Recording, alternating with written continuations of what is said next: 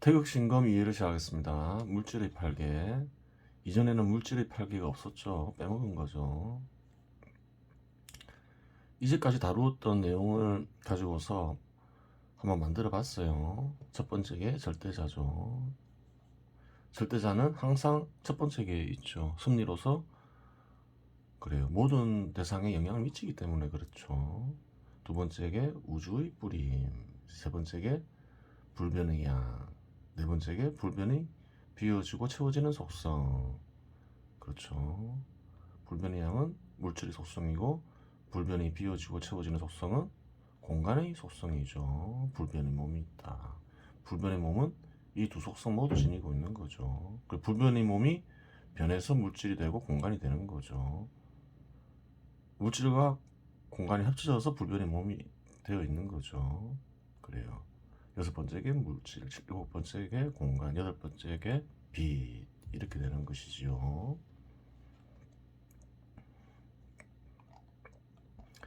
그래요. 다음으로 이제 움직임에 펼치는 태극심호흡법 한번 볼게요. 이제까지 많은 무공의 형식을 다루었죠. 근데 거기에는 심호흡법이 빠져 있죠. 심호흡법을 결합시킬 수 있겠죠. 한번 볼게요. 심호흡법은 앉아서도 할 수 있고 누워서 할 수도 있고 서서도 할 수 있습니다. 그리고 마음의 몸과 심호흡을 연결하여 심호흡을 할 수도 있죠. 그래요. 마음의 몸은 뭔가요? 마음에 영혼이 있다 했죠. 마음에 눈이 있나요, 없나요? 눈이 있죠. 다 있죠. 눈을 감고 떠올려 보면 되죠. 볼 수가 있죠. 잠잘 때 꿈꾸면 보이죠. 마음에도 눈이 있어요. 그래요. 마음의 몸과 심호흡을 연결할 수 있다는 거죠. 그리고 나아가서 육체의 몸과 또 연결할 수 있다는 거죠. 육체의 몸의 움직임과도 연결할 수 있겠죠. 그러면 몸으로 펼치는 태극신검의 형식들을 살펴보겠습니다. 이제까지 몸으로 펼치는 태극신검의 형식들은 완전한 형태의 형식들이 아닙니다. 호흡이 결합할 수 있다는 것은 불완전한 형태라는 증거이기도 합니다. 다 결합할 수 있다는 거죠. 하지만 이전 단계를 익혀야 호흡법을 연결시킬 수 있으니 별도의 수련이 필요할 것입니다. 그래요. 익숙하게 펼칠 수 있어야 되겠죠. 그래야지 호흡을 결합시키기도 쉽겠죠. 태극신검의 한 형식을 심호흡과 결합하여 펼치면 팔계와 신검, 마음의 몸과 육체의 모든 것을 활용한 셈이 됩니다. 여기서는 선천팔계를 이용하여 심호흡법과 태극신검의 한 형식인 선천팔계권을 결합하여 보겠습니다. 그래요. 몇 개만 볼게요. 한 개의 선천팔계를 머리와 발을 축으로 두릅니다. 팔개의 각계들은 몸과 평행하게 세웁니다. 팔개의 각계들은 몸과 평행하게 세우죠. 팔개의 각계는 가로로 세울 수도 있고 세로로 세울 수도 있는데 우선 가로로 세웁니다. 전부 이렇게 가로로 이렇게 세울 수 있겠죠. 이렇게 다. 발은 어깨 넓이만큼 벌린 뒤 양발 끝의 각도가 양발 뒤꿈치를 축으로 45도 정도 되게 해놓습니다. 편안하게 서라. 그렇죠. 그 얘기를 하는 거죠. 한 개의 선차팔기는 왼쪽으로 회전합니다. 이 선차팔기를 둘렀는데 이거는 그래 축을 대상으로 하여 왼쪽으로 돌아간다 이 말이죠. 상상할 수 있죠. 숨을 코로 깊이 들이쉬며 이제 숨이 결합되죠. 선천팔기를 왼쪽으로 45도 회전시킨 뒤 그래요. 오른팔 왼팔을 회전시켜 오른손 손바닥이 왼손 손바닥 위에 올려놓습니다. 잠시 숨을 멈춥니다. 숨을 내쉬며 허리를 왼쪽으로 45도 비틀며 선천팔기의 두 번째 게 윗선, 네 번째 게 윗선을 파괴한다는 생각으로 오른손 주먹 지르기와 오른발 앞차기를 합니다. 그래요. 주먹 지르기와 앞차기를 한 채 숨을 잠시 멈춥니다. 그래요. 그래요. 내쉬다가 이제 멈추는 거죠. 숨을 들이쉬며 자세를 바로 잡습니다. 자세를 바로 잡을 때 왼손 손바닥이 오른손 손바닥을 펴 공을 잡는다는 생각으로 왼손 손바닥이 오른손 손바닥 위에 오도록 합니다. 그렇죠. 하나만 더 볼게요. 들이쉬고 있었죠. 숨을 계속 들이쉬는 가운데 그래요. 선천팔계를 왼쪽으로 90도 회전시킨 뒤 숨을 잠시 멈춥니다. 그래요. 공격할 때는 숨을 내쉬고 공격을 거두어 드릴 때는 공격을 거두어 드리고 준비할 때는 들이쉼을 알 수 있는 거죠. 숨을 천천히 내쉬며 선천팔계의 세 번째 개 중간섬, 세 번째 개 중간섬, 네 번째 개 중간섬은 파괴한다는 생각으로 왼손 손날 지르기와 왼발 옆차기 합니다. 90도에 있으니까 그렇죠. 손날 지르기와 옆차기를 한 채 숨을 잠시 멈춥니다. 숨을 들이쉬며 자세를 바로 잡습니다. 자세를 바로 잡을 때 오른손 손바닥과 왼손 손바닥을 펴 공을 잡는다는 생각으로 오른손 손바닥이 왼손 손바닥 위에 오도록 합니다. 머릿속에서 다 그림이 그려지죠. 마음으로 몸으로 펼칠 수도 있고 마음의 몸으로 펼치면서 글을 읽을 수도 있겠죠. 그리고 충분히 기억이 되면 실제로 펼칠 수도 있겠죠. 그렇게 되는 거예요. 그래요.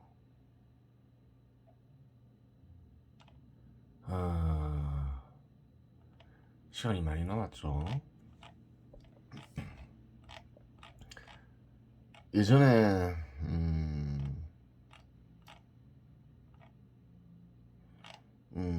금리 정책에 대해서 살펴봤죠. 그래요. 경제 위기와 금리 정책에 대해서 살펴봤어요. 그리고 2007년, 2008년에 발생한 글로벌 금융 위기 속에서 이거 2017년 태극신금을 쓰니는 뭔가 금리 정책에 대해서 언급한 바가 있죠. 근데 유사한 사건이 2023년에도 일어났죠. 그래요. 그래서 좀 바른 금리 정책을 좀 생각해 보기로 했어요. 시간이 많이 남았으니까.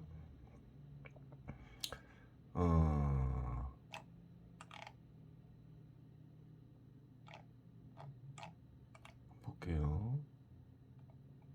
268페이지에 됐죠.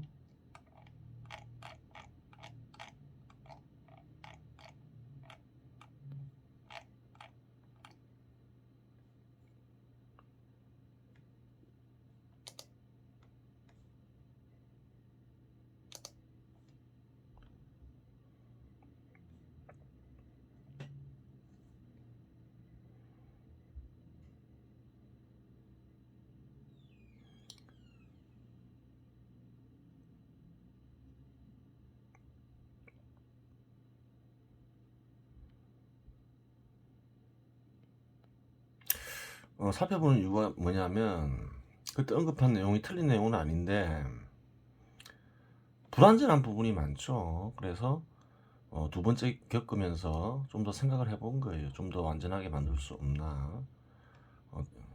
그래요. 보완을 해야 되겠죠. 그래요. 두 번이나 관찰했는데 그래요. 완전한 금리 정책을 만들지 못한다면 그것도 문제가 있는 거죠. 근데 항상 그 사건이 일어났을 때 생각하고 기록을 해놔야 돼요. 세월 잊어버리면 다 잊어버리죠. 세상 사람들이. 그래요. 똑같은 일을 계속 반복을 하죠. 어리석게 큰 비용을 치르면서 항상 생각을 하고 기록을 해두는 습관을 들이는 게 매사에 기록해두는 습관을 들이는 게 좋아요. 세월이 지나면 다 잊어버려요. 생각을 했다 하더라도 생각을 안 하면 당연히 반복을 하고 생각을 했더라도 기록해 놓지 않으면 세월이 흘러서 그러면 다 잊어버리고 또 반복하죠. 그래서 그런 거예요. 생각을 하고 이렇게 동영상으로도 남겨놓는 거예요. 나중에 또 기록할 일이 있겠죠.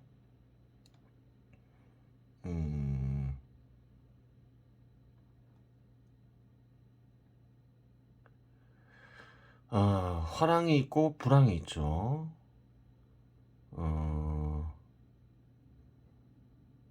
그래요.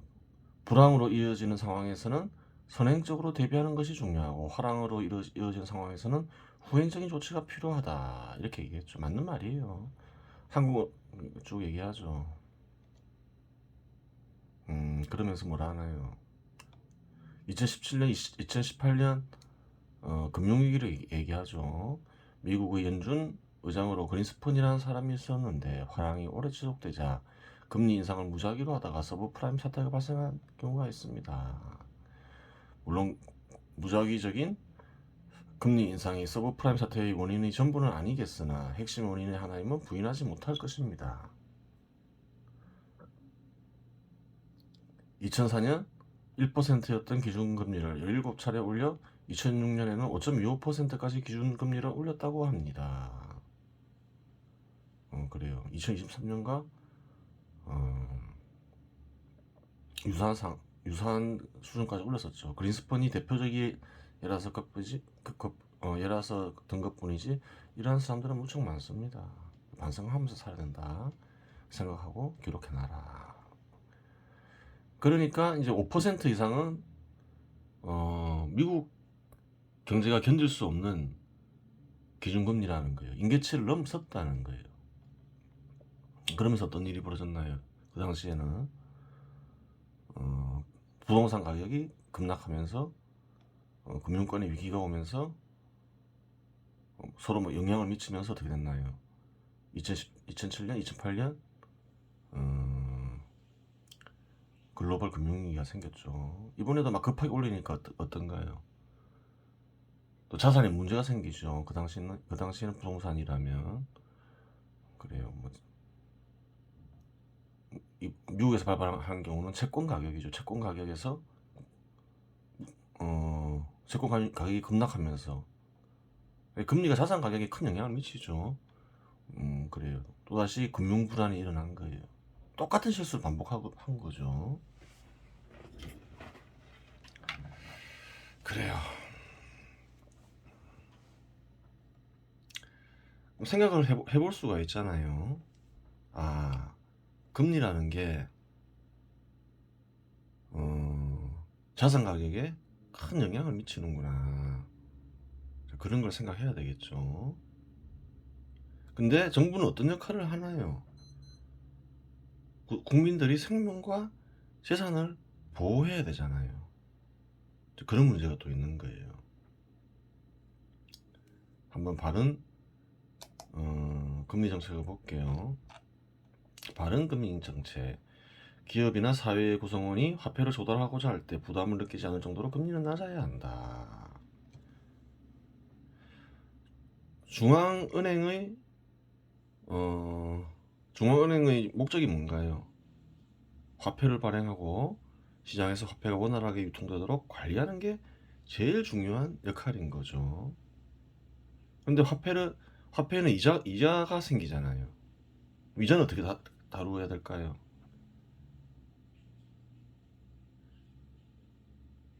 그러니까 중앙은행 나아가 정부의 역할을 생각해야 돼요. 국민들이 생명과 재산을 보호해야 되잖아요. 기본적으로 금리를 높이면 안 되는 거예요. 시장금리 어쩔 수 없다 치더라도 중앙은행 입장에서는 사회 구성원들이 국민들이 생명과 재산을 보호해야 되기 때문에 금리가 높아서는 안 돼요. 대출받는 이들에게 타격을 줄 수 있잖아요. 그리고 금리가 높으면 어떻게 되나요? 재산 가격이 크게 하락할 수 있죠. 그렇잖아요. 그래서 그런 거예요.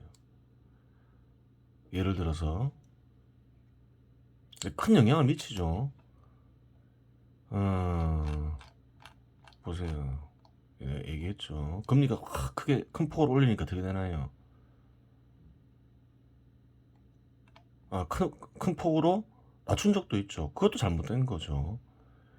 2017년 7월 15일 15억 5천만 원에 거래되었는데 어떤 게 노원구 건영 3차 부동산 균형 가격 법칙에 따르면 11억 7,500만 원까지 오른다고 예언하였다. 그리고 2021년 1월 23일 11억 8천만 원에 거래되어 예언이 적중했음을 확인할 수 있다. 이후에 2021년 9월 17일에 13억 9,800만 원에 거래되었다.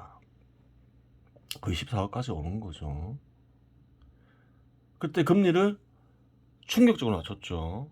제로 금리 충격적으로 낮추니까 이 아파트 한 개만 들어서 그렇지 다 많이 올랐죠.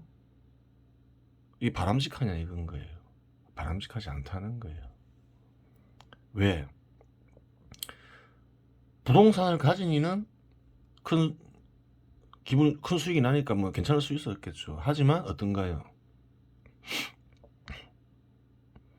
부동산을 가지지 않은 이들, 현금만 가지고 있는 이들은 재산상에 큰 타격을 받는 거죠. 그래서는 안 된다는 거예요.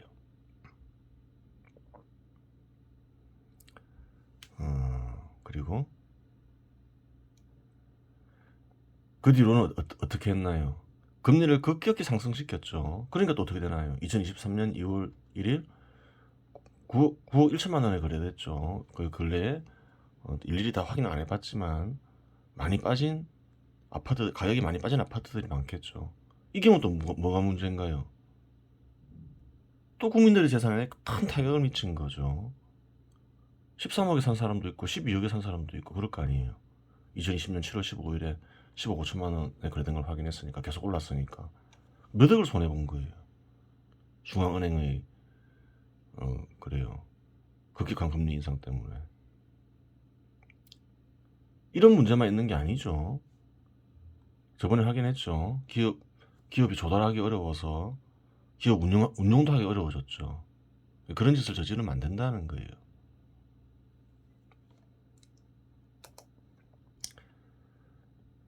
기업이나 사회구성원이 화폐를 조달하고자 할 때 부담을 느끼지 않을 정도로 금리는 낮아야 한다. 그래서 적어놓은 거죠.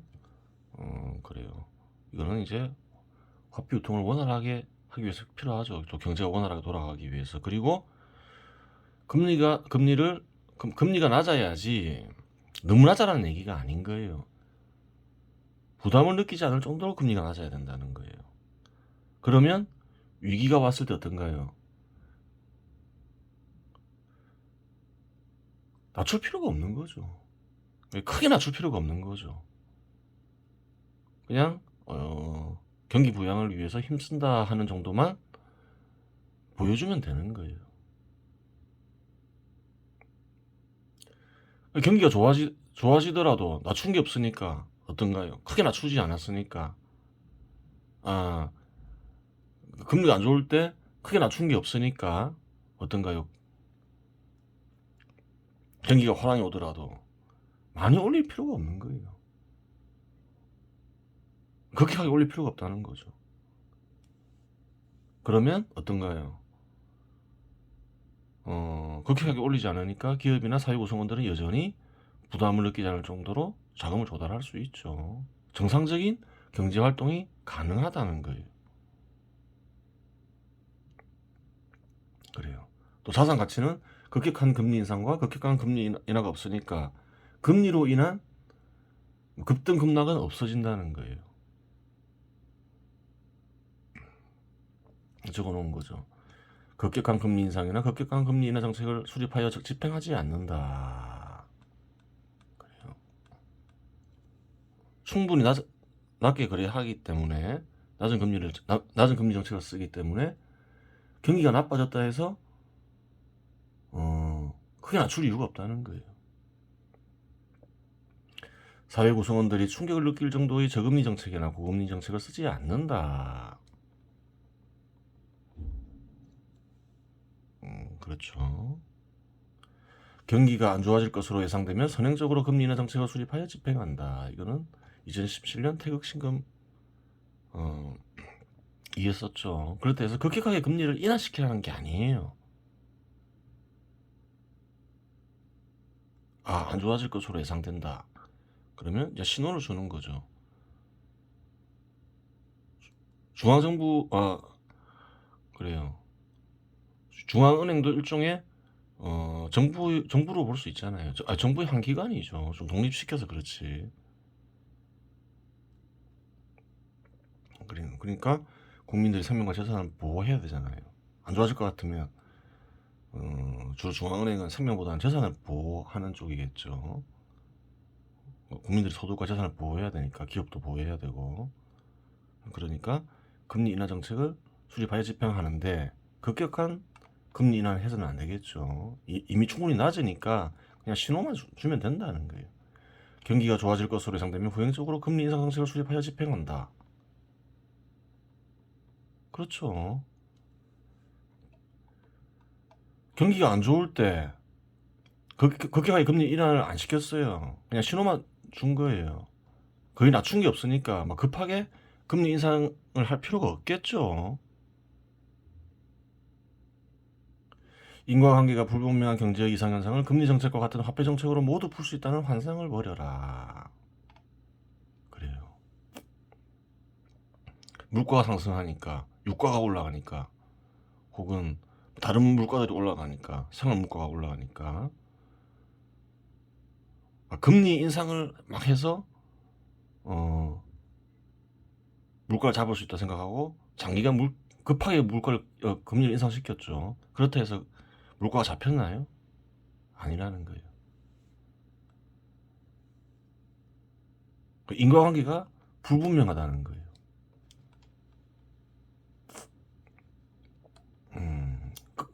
그래요. 그 사람들은 화폐에 대한 환상을 가지고 있죠. 화폐 정책으로 모든 걸 해결할 수 있다고 생각하는 거예요. 그러니까 최근과 같은 급격한 금리 인상이 나오는 거예요. 물가 상승을 관리해야 한다, 중앙은행이. 그건 무슨 말인가요? 사람들이 굉장히 잘못 이해하고 있는 거예요. 화폐를 남발하지 말라는 거예요. 정부가, 특히 중앙은행이겠죠. 화폐를 남발하면 어떻게 되나요? 화폐 가치가 떨어지겠죠. 지나치게 떨어지면 화폐를 사용하지 않으려 하겠죠. 그런 현상 많이 관찰할 수 있잖아요. 베네수엘라에서도 그렇고 과거에도 많았겠죠. 그래요. 화폐를 사용 못하게 되니까 화폐를 남발 안 해야 될 거 아니에요. 화폐를 남발 안 해야지 화폐가 원활하게 유통될 수 있을 거 아니에요. 그 시장이 활성화되고 그것 때문에 물가 상승을 관리한다 이런 말이 들어갔겠죠, 역사적으로. 그런데 그거는 화폐를 남발하지 말라는 거지 금리 가지고 장난치라는 얘기가 아닌 거예요. 잘못 이해하고 있는 거죠. 현 시대의 사람들이 그릇된 견해에 집착하고 있는 거예요. 한번 볼게요.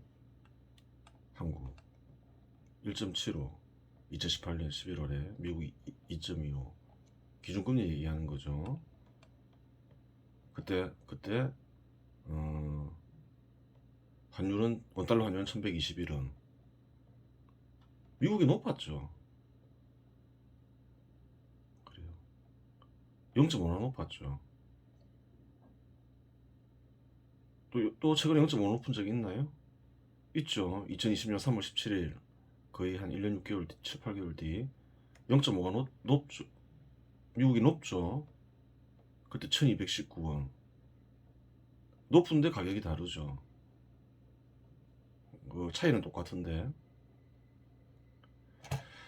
그래요. 그런 얘기 하는 게 있겠죠. 이런 걸 잘 보라는 거예요. 하여간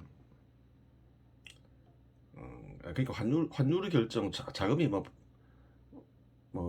들어오고 빠져나가고가 환율의 차이가 미친 요인이 그렇게 크지 않다 있더라도 특수한 시기에만 있다 그 얘기를 하고 싶은 거죠. 잘 봐요. 예를 들어서 2019년 10월 26일 1.25였죠. 한국 같은 경우에. 미국은 2.0이었고 2020년 3월 17일 날 0.75죠. 갑자기 0.5로 팍 낮추죠.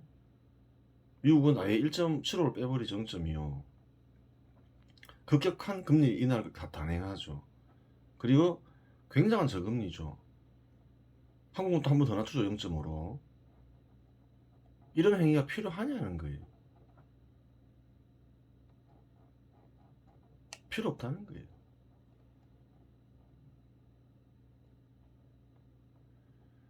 1.25도 낮은 금리잖아요. 사람들이 부담을 느끼지 않는 금리라는 거예요. 1.5도 마찬가지죠. 1.5에서 1.25로 내린 게 잘못된 거예요. 이게 충분히 낮은 금리에서는 특별하게 뭐 이렇게 막 내릴 필요가 없다는 거예요. 또 충격적인 금리를 주면 안 된다는 거예요. 그러니까 어떻게 되나요? 부동산 가격이 급등을 해버린 거죠. 그 금리 이런 금리 인하가 이때도 충분히 낮은 금리인데 코로나로 인해서 피해를 입는 이들에게 얼마나 큰 도움을 줬겠냐는 거예요. 부동산 가격만 급등시킨 거죠. 자산 가치만. 주가도 그렇고. 그래요. 충분히 금리가 낮을 때는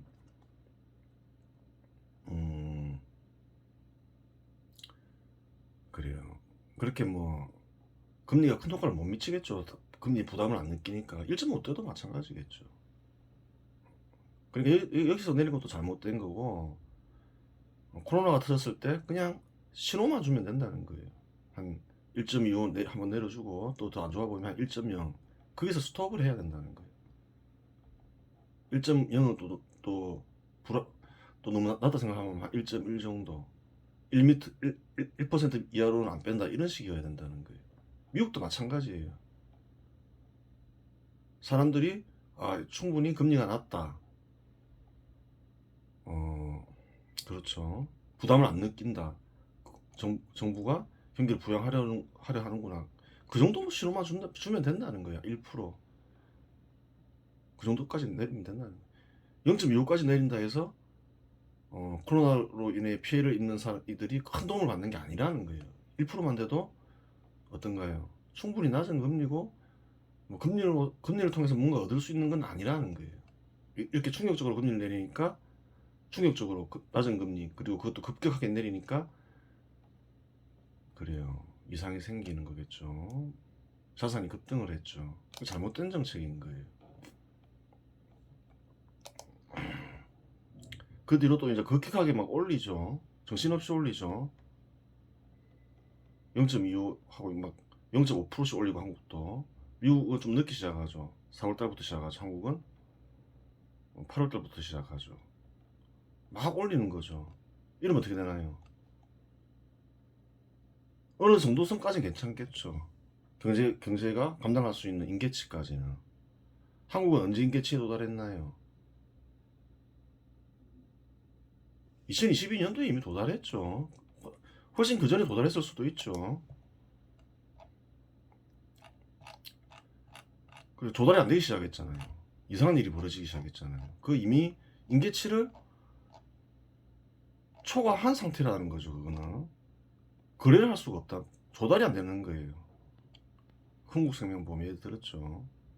2022년 11월 5일 이미 그 전에 이제 도달해 있었겠죠. 임계치에 11월 5일. 그럼 이런 사건이 아예 그냥 드러나 버렸어요. 11월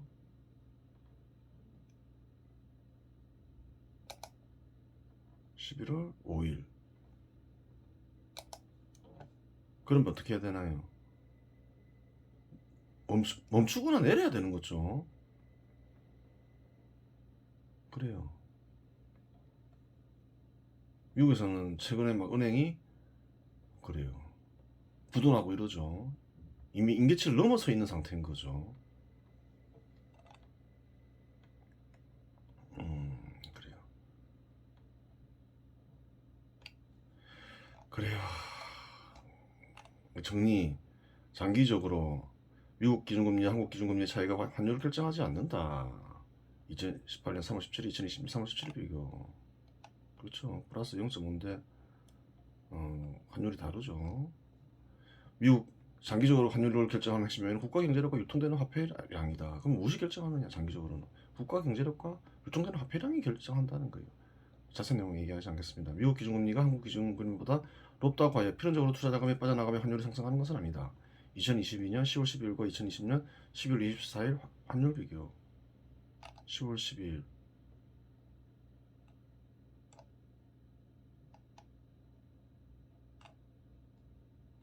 환율 비교해보라는 거예요. 미국 기준금리가 계속 올라가죠. 큰 폭으로 차이를 내면서 0.25 차이는 더 많고 0.75 큰 차이 내고 1% 차이 나죠. 근데 어떻게 되나요? 환율은 떨어지죠. 미국 기준금리가 한국 기준금리보다 높다고 해야 필연적으로 투자자금이 빠져나가는 게 아니라는 거죠. 환상이 빠져 있는 거죠. 한국 사람들은 미국 기준금리를 올리니까 한국도 기준금리를 막 올려야 된다 이렇게 생각하는데 실제로 관찰되는 것은 그게 아니라는 거예요. 금리 차이로 인한 수익 증대가 투자의 핵심 요인은 될 수 있어도 또 다른 핵심 요인이 있다. 또 다른 핵심 요인은 위험이다. 자꾸 올리면 어떻게 되나요, 이제? 한국이 정신을 차리고 올바른 금리 정책을 쓰면 미국은 계속 올리면 한국은 안정이 되겠죠. 미국은 위험해지니까 부도날까봐 오히려 금리를 올리면 돈이 빠져나가겠죠. 그렇게 되는 거예요. 한국도 덩달아서 올리면 한국은 더 불안해져가지고 더 올라갈 수도 있는 거죠. 잘 알아야 되는 거예요. 미국 기준금리의 상승 시점 시 투자 자금이 빠져나가며 환율이 상승하는 특수한 시기가 있다. 2022년 4월 14일, 2022년 10월 12일까지 금리 변동. 그러니까 미국이 금리를 올릴 때 환율이 상승하는 시기가 있다는 거예요. 근데 길지는 않죠. 이때까지 상승하죠. 10월 12일까지 6개월 동안. 그 뒤부터는 오히려 빠지죠. 그래요. 미국 경제가 임계치에 도달하기 전까지만 오르면 알 수 있는 거예요. 임계치 이상 도달하면 미국이 위험해져서 투자할 수가 없다 이 말인 거죠. 그 기간을 그렇게 올릴 때 기간이 길지가 않다는 거예요. 기간이 길더라도 횟수가 많지는 않겠다는 거죠. 미국은 임계치가 대략 보면 견딜 수 있는 임계치가 한 3% 정도인 거예요. 한국은 한 대충 보면 이 상황을 보면 한 1%까지 내렸다가 코로나 터졌을 때 너무 빨리 올렸죠. 1%면 그렇게 많이 내린 게 아니잖아요. 1.5에서 1% 정도까지 내렸다가